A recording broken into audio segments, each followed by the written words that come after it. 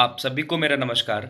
निव इंस्टीट्यूट पे मैं अनिल आप सबका बहुत बहुत स्वागत करता हूं और आशा करता हूं कि आप सभी एक लगन के साथ अपनी पढ़ाई को पूरा कर रहे होंगे। तो आज के इस सेशन में पॉलिटी की इम्पोर्टेंट क्वेश्चन सीरीज के पार्ट नंबर नेक्स्ट को डिस्कस करेंगे। जो भी स्टूडेंट इस वीडियो को पहली बार देख रहे हैं उनके लिए मैसेज यही है कि ये हमारा लगभग 27वां पार्ट है। इससे पहले हम 27 वीडियो देख चुके हैं और उनको हमने एक स्टार्टिंग या इनिशियल लेवल से स्टार्ट करा था। तो आपका काम बनता है कि ये जो वीडियोस हैं आप स्टार्टिंग से देखना स्टार्ट करो, तभी इस चीज़ में आपको हेल्प मिलेगी। तो ज़्यादा समय इस चीज़ के ऊपर नहीं, अपने पहले प्रश्न की तरफ मूव करते हैं। यहाँ पे आपका क्वेश्चन नंबर 1 क्या पूछा जाता है, जाति शब्द की उत्पत्ति कहाँ से हुई थी। देखो, जाति को हम क्या बोलते हैं, कास्ट। जैसे आज के टाइम में समाज में क्या चीज़ फैली हुई है, casteism, SC ST, general, OBC, schedule tribe, है ना। बहुत सारी आपके पास कास्ट की बात करी जाती है। तो पर ये जो आपके पास जाति शब्द की उत्पत्ति ये कहाँ से हुई थी, सबसे पहले ये कहाँ पे देखने को मिला था, कास्टिज्म सिस्टम। अगर हम बात करें तो इसका जो बिल्कुल राइट आंसर है वो आपके पास था पुर्तगाल। कहाँ पे था, पुर्तगाल। प्लस आपको ये याद रखना है, दुनिया में सबसे पहले पुर्तगाल प्लस एक बात करी जाती है स्पेनिश। यहाँ पे आपके पास कास्ट शब्द की उत्पत्ति देखने को मिला है, या फिर इसका ओरिजिन जो है कास्ट का वो कहाँ पे देखने को मिला था, पुर्तगाल प्लस स्पेन। अगर मैं पुर्तगाल की बात करूं तो ये आपके पास कौन से कॉन्टिनेंट का एक देश है, वो आपके पास है यूरोप कॉन्टिनेंट। अगर मैं स्पेन की बात करूं तो ये भी आपके पास कौन से कॉन्टिनेंट का एक देश है, यूरोप कॉन्टिनेंट का। तो नेक्स्ट, तो अब आपके पास नेक्स्ट क्या था, बोला गया भारत के प्रधानमंत्री। हर किसी के दिमाग में आ रहा होगा भैया ये कैसे आसान से क्वेश्चंस मैं आपसे पूछ रहा हूँ, पर एक बार इनके ऑप्शंस पढ़ लो फिर आपको लग जाएगा पता कि कैसा क्वेश्चन है। भारत के प्रधानमंत्री बोला गया, इसके अनुसार कौन सा जो आंसर है वो बिल्कुल सही होगा। क्या भारत के प्रधानमंत्री को चयनित किया जाता है, उसके बाद क्या नामित किया जाता है, क्या उन्हें चुना जाता है, क्या उन्हें नियुक्त किया जाता है। तो ये क्वेश्चंस आपका बिल्कुल भी, अगर हम बात करें इनको, इस क्वेश्चंस को ढंग से हम नहीं पढ़ेंगे, ऑप्शंस को सही से नहीं पढ़ेंगे तो ये पक्का क्वेश्चन हमारा पेपर में गलत होगा। देखो, इसको समझना है आपने ढंग से। प्रधानमंत्री कौन होता है, जब हमारे लोकसभा के इलेक्शंस होते हैं ना, लोकसभा के इलेक्शंस में हम लोग वोटिंग करते हैं, जनता वोटिंग करती है, उस टाइम हम किसको चुनते हैं, हम प्रधानमंत्री को नहीं चुन रहे होते हैं, हम एक MP को वोट डालते हैं। जब आपके पास MP इकट्ठे हो जाते हैं ना पूरे, तो बाद में देखा जाता है कि जो बीजेपी पार्टी है, कांग्रेस पार्टी है या अदर पार्टी है, उनमें जो सबसे ज्यादा वोट लेके गए हैं वो कौन सी पार्टी है, जो सबसे ज्यादा वोट लेके गई होगी वही आपके पास यहाँ पे गवर्नमेंट बनाएगी। अब यहाँ पे जिस पार्टी के MP ज्यादा होते हैं उसमें से क्या करते हैं, वो अपने लिए एक लीडर चुन लेते हैं, वही MP। अब ये लीडर क्या करता है, अपने जो एक उसके साथ पूरा साथ होता है, जो उसकी सीटें हैं उनको लेके वो प्रेसिडेंट के पास चला जाता है कि मैं सरकार बनाने के लिए इच्छुक हूं और मेरे साथ ये मेरा पूरा जो जीता हुआ दल है मेरे साथ है।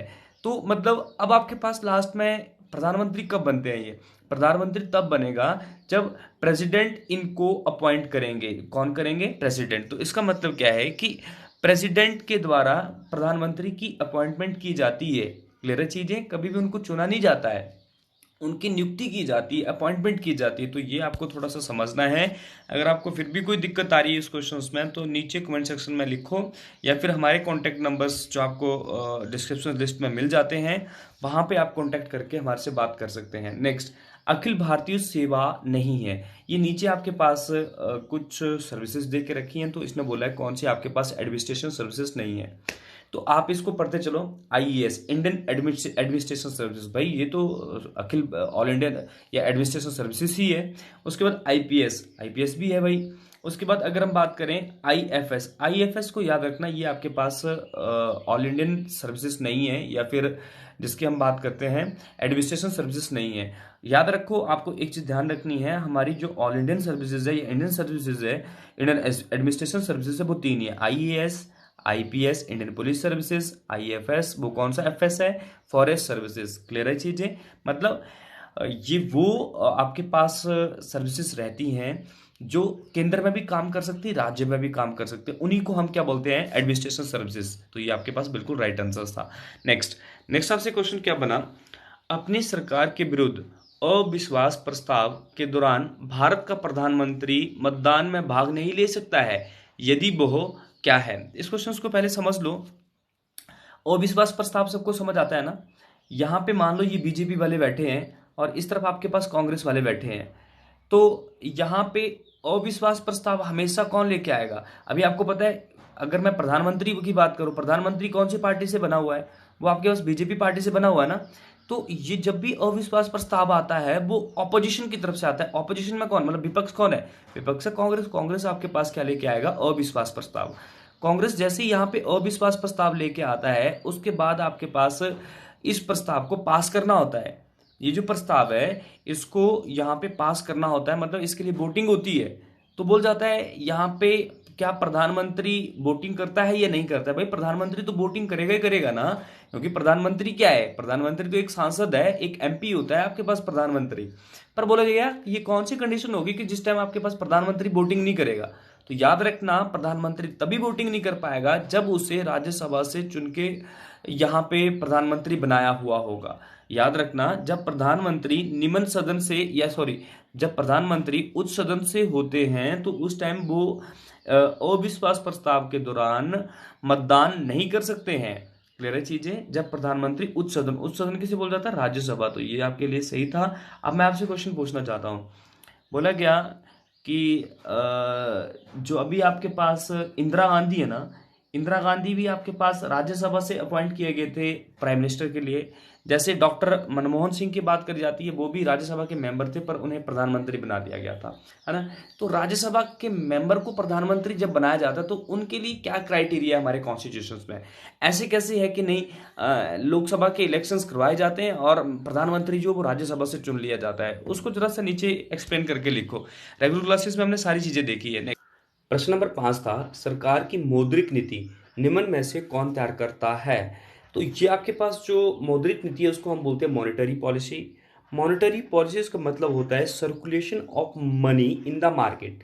इस चीज को समझ लो, क्या बोल रहा हूं, circulation of the money in the market. तो ये आपके पास है क्या, उसको समझो, फिर आपको सारी चीजें समझ आ जाएंगी।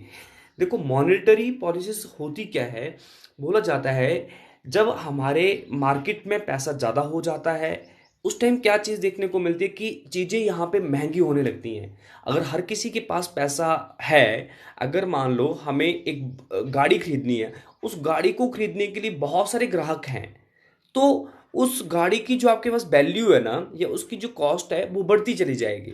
क्लियर है? तो उससे क्या होगा, महंगाई बढ़ती चली जाएगी। अब यहाँ पे जो हमारे बैंक है वो क्या करता है, वो बैंक क्या करता है कि आपके पास उस पैसे को, मार्केट से पैसे को कम करने के लिए कुछ पॉलिसीज तैयार करता है, उसी को बोल जाता है मॉनेटरी पॉलिसीज। तो इसका जो आपके पास बिल्कुल सही आंसर है वो नोटा है। और आपके पास मॉनेटरी पॉलिसीज को कौन लागू करता है? वो आपके पास है आरबीआई के गवर्नर। आपको समझ आ चुका है। देखो क्या होता है, पैसे को एक बराबर रखने के लिए, देश की स्थिति को सही रखने के लिए, ना यहाँ पे गरीबी होनी चाहिए, ना यहाँ पे अमीरी होनी चाहिए, ना यहाँ पे महंगाई होनी चाहिए। सब चीजों को आना एक तरह से तरीके से रखने के लिए हमारी जो आरबीआई का गवर्नर है, ये आरबीआई जो है वो मॉनेटरी पॉलिसीज लागू करती है। तो ये आपके पास बिल्कुल सही था। अब देखो ये कैसे कंट्रोल करती है इस चीज को। जैसे आरबीआई गवर्नर है, या आरबीआई क्या काम करता है, मार्केट में पैसा ज्यादा हो गया है तो आरबीआई क्या काम करेगी, बॉन्ड बॉन्ड निकाल देती है। हमने बॉन्ड वाला टॉपिक पढ़ा था पहले, या आप रख लो कि मतलब यहाँ पे आरबीआई क्या करेगी, आरबीआई एक नया काम स्टार्ट कर देगी। आरबीआई बोलेगी अगर यहाँ पे आप एफडी करवा देते हो, किसी बैंक में आप एफडी करवा देते हो, तो हम आपको इन्वेस्ट या इंटरेस्ट हम आपको देंगे 10%। 10% मिलता ही नहीं है नॉर्मली, आपको पता है कितना मिलता है, 6 से 7% मिलता है ना। तो यहाँ पे 10% दे रहे हैं। सबको पता लग रहा है भाई अगर मैं 1 लाख जमा करवा रहा हूँ तो मेरे को उसका बहुत बड़ा फायदा हो रहा है ना। तो मतलब अब हम क्या करेंगे, सारे के सारे अपना पैसा को निकाल के कहाँ पे डाल देंगे, बैंकों में डाल देंगे। जब पैसा बैंकों में चला गया है तो भैया अब क्या हो रहा है कि आपके पास जो महंगाई है, महंगाई को कंट्रोल कर लिए। यही आपके पास क्या कहलाती है, मॉनेटरी पॉलिसीज। इस टॉपिक को बढ़िया से करेंगे जब आपके रेगुलर क्लासेस चलेंगे, उसमें उस टाइम बढ़िया से करेंगे। ये थोड़ा लेंथी टॉपिक है। नेक्स्ट, भारत सरकार का कौन सा मंत्रालय राजकोष नीति तैयार करता है? Physical policies. एक मॉनेटरी पॉलिसीज इंपॉर्टेंट है, एक फिजिकल पॉलिसीज। देखो राजकोष का मतलब होता है ना राजस्व। राजस्व समझते हैं ना, जो हमारा पब्लिक फंड होता है। पब्लिक फंड के लिए जो पॉलिसीज बनाता है वो कौन बनाता है? फाइनेंस मिनिस्टर, या फाइनेंस जो हमारी मिनिस्ट्री है इंडिया की, इंडियन गवर्नमेंट की जो फाइनेंस मिनिस्ट्री है, वित्तीय मंत्रालय है, वो राजकोषीय नीति निर्धारित करता है। अब हमें देखना है वो कैसे काम करता है। अब देखो यहाँ पे जो गवर्नमेंट है, गवर्नमेंट क्या काम करती है, मार्केट में ज़्यादा पैसा हो जाती है तो वो ज़्यादा टैक्स लेना स्टार्ट कर देती है। मार्केट में पैसा कम हो जाता है तो टैक्स को वो क्या करती है, खत्म करना स्टार्ट कर देती है। तो यही है बस, मतलब चीज़ों को रेगुलेट करने के लिए, है ना, कि यहाँ पे स्थिति बराबर की रहे, स्थिति में कोई दिक्कत ना आए, उस चीज़ के लिए आपके पास मॉनेटरी पॉलिसीज है, एक फिजिकल पॉलिसीज है। इन दोनों में अंतर है, पर हम इस चीज़ को पूरा रेगुलर क्लासेस में कंप्लीट करेंगे। अभी आपको यही पता होना चाहिए फिजिकल पॉलिसीज क्या है। तो आपके पास वो वित्त मंत्रालय के द्वारा तैयार की जाती है, मॉनेटरी पॉलिसीज आपके पास आरबीआई के द्वारा तैयार की जाती है। एनडीए का पूरा नाम क्या है, क्वेश्चन नंबर 7 में आपसे पूछा गया है। नेशनल डेमोक्रेटिक अलायंसेस इसको एनडीए को बोला जाता है, जो कि आपके पास बीजेपी से संबंध रखती है। देखो, अभी आपसे पूछा जा सकता है कि भैया पूरे भारत में जो आपके पास एक अभी सरकार है, जो सरकार जीती हुई है, वो कौन सी गवर्नमेंट की है, एनडीए गवर्नमेंट की है या फिर यूपीए की है। एनडीए का मतलब होता है नेशनल डेमोक्रेटिक अलायंसेस, और यूपीए की मतलब होता है यूनाइटेड प्रोग्रेसिव अलायंस। क्या मतलब होता है, यूपीए की गवर्नमेंट कौन सी, कांग्रेस। यूपीए से आपने हमेशा समझना है कांग्रेस, और एनडीए से आपने समझना है बीजेपी। और तो ये आपके लिए सही थी सारी चीजें। नेक्स्ट, किस अनुच्छेद में यह लिखा गया है कि सीएम की या मुख्यमंत्री की नियुक्ति राज्यपाल करेगा। ये इंपॉर्टेंट है, यहाँ पे मुख्यमंत्री मिस्टेक हो गई थी। तो इसका जो आपके पास बिल्कुल सही आंसर है आर्टिकल नंबर 164 अनुच्छेद हमारे संविधान का क्या बोलता है, हर राज्य में जो मुख्यमंत्री होगा वो राज्यपाल के द्वारा उसकी नियुक्ति या अपॉइंटमेंट की जाएगी। जिस तरह से प्रधानमंत्री की अपॉइंटमेंट की जाती है, उसी तरह से आपके पास मुख्यमंत्री की अपॉइंटमेंट राज्यपाल के द्वारा की जाती है। नेक्स्ट, इसमें जो आपके पास आर्टिकल नंबर 168 है वो आपको पता होना चाहिए क्या होता है। 169 आपको पता होना चाहिए, 170 आपको पता होना चाहिए, ये मैं बता देता हूँ। और आर्टिकल नंबर 80 और 81 आप मेरे को बताने वाले हो। आर्टिकल नंबर 168 का मतलब होता है राज्य में एक विधानमंडल होगा, मतलब एक लेजिस्लेचर होगा। आर्टिकल नंबर 169 बोलता है कि राज्य में विधान परिषद होगी। आर्टिकल नंबर 170 बोलता है कि राज्य में एक विधानसभा होगी। क्लियर है चीजें। तो अब मेरे को आपने बताना है अनुच्छेद नंबर 80 और 81 क्या बताता है। नेक्स्ट आपके पास था, बोला गया national civil services day is celebrated in India.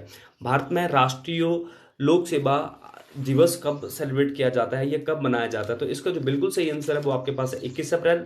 मतलब बोले तो आपके पास जो आपका लास्ट डे था उसी में आपके पास जो राष्ट्रीय लोक सेवा दिवस सेलिब्रेट किया जाता है, ये national civil services day celebrate किया जाता है 21 अप्रैल। अब आपने मेरे को जल्दी से लिख के बताना है कि अर्थ डे कब सेलिब्रेट करते हैं, है ना।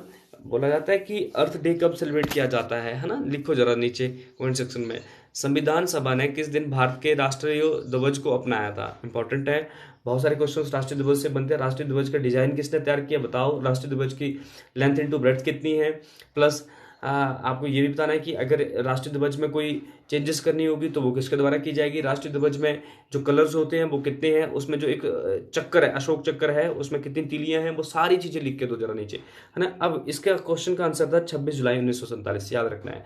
हमारी एक संविधान सभा थी जिसने संविधान को बनाया। संविधान सभा का जो निर्माण था वो कैबिनेट मिशन की अध्यक्षता में आपके पास संविधान सभा का निर्माण किया गया था। तो हमारे संविधान ने आज़ादी के कुछ दिन पहले 26 जुलाई 1947 को राष्ट्रीय ध्वज को अपनाया था, जो कि आपके पास कौन सा है, इंडियन फ्लैग। नेक्स्ट, जिसमें आपके पास 3 कलर दिखाई देते हैं, 3 रंग दिखाई देते हैं, वो कौन कौन से रंग है वो आपने मेरे को लिख के देने हैं। नेक्स्ट, भारत और पाकिस्तान को 2 स्वतंत्र राष्ट्रों के रूप में कौन से कानून के तहत विभाजित किया गया था। आपको पता है जो ये आपके पास आज ना इतना सा पोर्शन आपके पास पाकिस्तान बन गया ना, ये पहले आपके पास क्या था, ये भारत ही था। तो बोल जाता है इसको अलग कैसे किया गया। ये लाइन जो लगाई है ना यहाँ पे, ये किसके द्वारा, ये कब लगाई गई, कौन से अधिनियम के द्वारा लगाई गई है। भारतीय स्वतंत्रता अधिनियम 1947 के तहत भारत और पाकिस्तान को 2 स्वतंत्र राष्ट्रों के रूप में विभाजित किया गया था। ऑप्शन नंबर सी बिल्कुल राइट आंसर है। देखो, अब आपसे एक और क्वेश्चंस यहाँ पे अराइज होता है। बोल जाता है कि भारत अपना आज़ादी का दिवस सेलिब्रेट करता है 1947 15 अगस्त को। अगर हम बात करें, अगर पाकिस्तान की बात करें, तो पाकिस्तान 14 अगस्त को अपना जो इंडिपेंडेंस डे है सेलिब्रेट करता है। तो याद रखना 14 अगस्त को पाकिस्तान अलग राष्ट्र बन गया था और 15 अगस्त 1947 को भारत एक अलग राष्ट्र बन चुका था। नेक्स्ट, किस केंद्र शासित प्रदेश में पंचायती राज व्यवस्था नहीं पाई जाती है। पंचायत तो पता है ना आपको कि पंचायतें क्या होती हैं, जहाँ पे एक गांव होगा, गांव में आपके पास प्रधान होगा, प्रधान के नीचे उप प्रधान होगा, बाढ़ पंच होगा, सेक्रेटरी होंगे, सारे के सारे। तो बोल जाता है दिल्ली जो आपके पास एक केंद्र शासित प्रदेश है, वहां पे कोई भी पंचायतें या पंचायतों का टॉपिक नहीं चलता है वहां पे। क्लियर है, ये चीजें इंपॉर्टेंट है। अब इसके साथ आपने एक और चीज लिख लेनी है। बोल जाता है अगर मैं इंडिया की बात करूँ, इंडिया में 3 स्टेट्स है, एक नागालैंड, एक मेघालय, एक मिज़ोरम, यहाँ पे पंचायतें नहीं है। अगर केंद्र शासित प्रदेशों की बात करें तो केंद्र शासित प्रदेशों में एक ही है, वो आपके पास है दिल्ली। इंपॉर्टेंट है, जहाँ पे आपके पास क्या नहीं है, पंचायती राज व्यवस्था नहीं है। अब आप सबका काम बनता है पंचायती राज व्यवस्था के ऊपर आप जितना लिख सकते हो लिख दो। सबसे पहले पंचायती राज व्यवस्था, जब हमारा संविधान बना था, संविधान के किस अनुच्छेद में पंचायतों के बारे में बात हुई थी, प्लस संविधान के किस समिति ने पंचायती राज व्यवस्था की स्थापना करी, कहाँ पे सबसे पहले ऑफिशियल तरीके से पंचायतों की स्थापना की गई, कौन सा राज्य था, कब की गई, कौन सा दिन था, प्लस आज के टाइम में पंचायती राज व्यवस्था जो वो कौन सी समिति, ये कौन सी कमेटी की रिकमेंडेशंस के बेसिस पे चलती है, ये कौन सी रिपोर्ट के अकॉर्डिंग चलती है। नेक्स्ट, संविधान के किस भाग में केंद्र शासित प्रदेशों का उल्लेख किया गया है। जो यूनियन टेरिटरीज है ना, वो भाग नंबर 8 में, part number 8, option number D इसका बिल्कुल राइट है। पार्ट नंबर 8 में आपके पास यूनियन टेरिटरीज को बताया गया है। हमने अपनी पीडीएफ्स में इस चीज़ को पहले देखा, हमने रेगुलर क्लासेस में, आप सबका काम बनता है यहाँ पे जितने भी बच गए पार्ट्स हैं उनको एक्सप्लेन करो नीचे कमेंट सेक्शन में। नेक्स्ट बोला गया, क्वेश्चन नंबर 14 बोलता है निम्न में से किस राष्ट्रपति का कार्यकाल सबसे छोटा रहा था। सबसे कम समय के लिए जो प्रेसिडेंट रहे हैं ना, उनका नाम है doctor Zakir Hussain. Option number D बिल्कुल सही है, इसकी स्पेलिंग मिस्टेक है, ठीक कर लेना। डॉक्टर जाकिर हुसैन सबसे कम समय के भारत के राष्ट्रपति रहे हैं। इनके अकॉर्डिंग 3 क्वेश्चंस इंपॉर्टेंट है। पहले मुस्लिम जो राष्ट्रपति बने, नाम था डॉक्टर जाकिर हुसैन। पहले जो आपके पास राष्ट्रपति जिनकी मृत्यु कार्यकाल के समय में हुई, वो भी आपके पास कौन से हैं, डॉक्टर जाकिर हुसैन। और पहले राष्ट्रपति जिनका कार्यकाल सबसे छोटा है, वो भी आपके पास कौन से हैं, जाकिर हुसैन। इंपॉर्टेंट थी सारी चीजें। नेक्स्ट, किस संशोधन के तहत लोकसभा के सदस्यों की संख्या 525 से बढ़ाकर 545 कर दी थी। इसका जो बिल्कुल सही आंसर है वो आपके पास है 31वां संविधान संशोधन। अब आप सबका काम बनता है कि ये जो आपके पास संविधान संशोधन हुए हैं इनको आप जल्दी से एक्सप्लेन कर लो। क्लियर है चीजें। देखो 31वां संविधान संशोधन हमें क्या बताता है, ये हुआ था आपके पास 1973 के आसपास आपके पास हुआ था। और इसमें क्या बोला गया था कि जो हमारी लोकसभा की सीटें हैं उनकी संख्या 525 से बढ़ाकर कितनी कर दी जाएगी, 545 से। और केंद्र शासित प्रदेशों में लोकसभा की सीटों को घटा दिया था 25 से, वो कितनी कर दी थी, 20। तो ये भी आपके लिए इंपॉर्टेंट था, 1973 में हुआ था। 10वां संविधान संशोधन मैं आपको बता देता हूँ 1961 में हुआ था। और 24वां आपके पास 1900 बोल रहा था 71 में हुआ था। 21वां आपके पास 1967 में हुआ था। तो आपने मेरे को सारी चीजें लिख के देनी है कि क्या है ये क्या नहीं है, सारी पढ़ भी चुके हैं हम। नेक्स्ट, 15 अगस्त को प्रधानमंत्री किस स्थान से राष्ट्र को संबोधित करते हैं। आप सबने सुना है ना, 15 अगस्त को जो हमारे प्रधानमंत्री हैं वो देश को एक मैसेज देते हैं, है ना, पूरे राष्ट्र को एक मैसेज देते हैं। तो वो कहाँ से देते हैं, बोल जाता है इसका जो बिल्कुल सही आंसर है वो नोटा है। नोटा की जगह यहाँ पे क्या आना था, रेड फोर्ट या फिर लाल किला। 15 अगस्त 1947 को जब भाषण दिया जाता है प्रधानमंत्री मोदी के द्वारा, तो राष्ट्रपति भवन में नहीं दिया जाता या फिर वो संसद भवन में नहीं दिया जाता है, वो दिया जाता है लाल किले में। नेक्स्ट आपके पास इंपॉर्टेंट था फंक्शन ऑफ ब्यूरोक्रेसी। ब्यूरोक्रेसी को हम हिंदी में बोलते हैं नौकरशाही, है ना, नौकरशाही। तो बोला जाता है नौकरशाही के कार्य क्या हैं। पहले आप नौकरशाही को समझ लो, होता क्या है।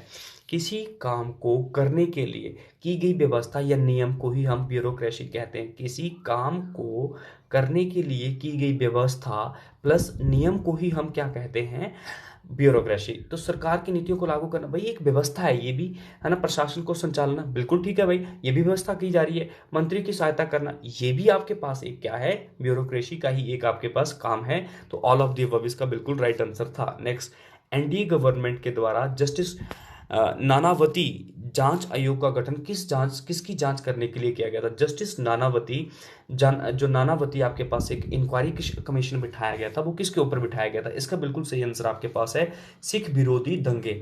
1984 में बोला गया, जब आपके पास इंदिरा गांधी की मृत्यु हुई थी उसके बाद सिखों को मार दिया गया था। सिखों की एक तरह से हत्या करी जा रही थी, है ना, जोर शोर से इनका कत्ल किया जा रहा था।